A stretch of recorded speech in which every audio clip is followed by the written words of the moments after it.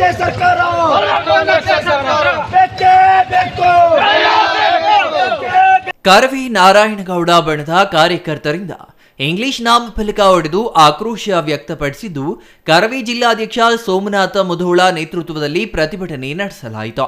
ಸರ್ಕಾರದ ಆದೇಶಕ್ಕೆ ಕ್ಯಾರೆ ಎನ್ನದ ಕನ್ನಡ ವಿರೋಧಿ ಜಿಲ್ಲಾಧಿಕಾರಿ ಹಾಗೂ ನಗರಸಭೆ ಪೌರಾಯುಕ್ತರ ವಿರುದ್ಧ ಘೋಷಣೆ ಕೂಗಿ ಪ್ರತಿಭಟನಾಕಾರರು ಆಕ್ರೋಶ ಹೊರಹಾಕಿದ್ರು.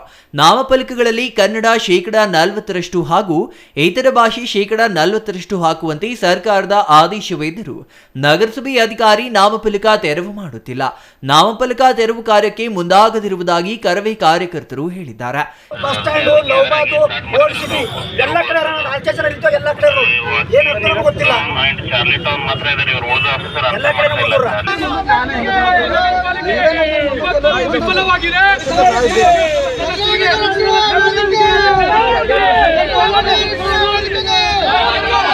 ಕರವೇ ಕಾರ್ಯಕರ್ತರು ಕೆಲಕಾಲ ರಸ್ತೆ ಮೇಲೆ ಕುಳಿತು ಪ್ರತಿಭಟನೆ ನಡೆಸಿ ಬೀದರ್ ನಗರದ ವಿವಿಧ ಅಂಗಡಿಗಳ ನಾಮಫಲಕ ತೆರವು ಮಾಡಿ ಕನ್ನಡದಲ್ಲಿ ನಾಮಫಲಕ ಹಾಕುವಂತೆ ಅಂಗಡಿ ಮಾಲೀಕರಿಗೆ ಮನವಿ ಮಾಡಿದ್ರ.